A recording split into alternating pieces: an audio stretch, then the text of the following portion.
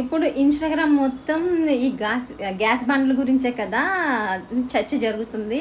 అయితే నాకొచ్చిన ఇన్ఫర్మేషన్ ఏంటంటే, మేము ఆల్రెడీ ఏజెంట్‌కి కాల్ చేసామండి. మాకు గ్యాస్ ఇచ్చే ఆయనకి. కాల్ చేస్తే ఆయన ఏం చెప్పారంటే, ఒక 2, 3 రోజులు మాత్రమే ఇబ్బందిగా ఉంటదంట. తర్వాత మొత్తం సెట్ అయిపోద్దంట. పాపం గ్యాస్ లేని వాళ్ళు కొంచెం ఇబ్బంది పడొచ్చు. మిగతా వాళ్ళందరూ సేఫే.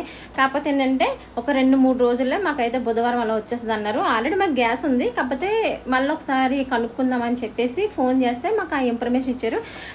ఎవరు బాధపడొద్దు, ఒక 2, 3 రోజులు మాత్రమే మనకి ఇబ్బంది ఉంటుంది, తర్వాత అంతా సెట్ అయిపోతుంది. ఇన్ కేస్ ఒకవేళ నేను చెప్పిన దాని మీద మీకు నమ్మకం లేకపోతే మీరు గ్యాస్ బండ్లన్నీ బయట పెట్టి హల్లెలూయా అనండి, గ్యాస్ నిండిపోతే. ఇంకా అప్పటికి మీకు నమ్మకం లేకపోతే ఒకసారి ఈ అక్క చెప్పిన వీడియో చూడండి, మీకు ఒక క్లారిటీ వస్తుంది. మొన్న శనివారం రోజు రాత్రి అన్నం వండిన కూర వండలేదు, గ్యాస్ అయిపోయింది. నాకు ఆయన నైట్ అంతా నిద్ర పట్టలేదు. ప్రభా తెల్లారే వరకే నా గ్యాస్ ఇచ్చినందుకు స్తోత్రం స్తోత్రం అనుకుంటా పడుకున్నా. ఆయన వచ్చి గ్యాస్ ముద్ద ఇచ్చిపోయిండు. ఉదయం 8 వరకే నా ఇంట్లో గ్యాస్ ఉన్నది. దేవునికి స్తోత్రములు స్తోత్రములు.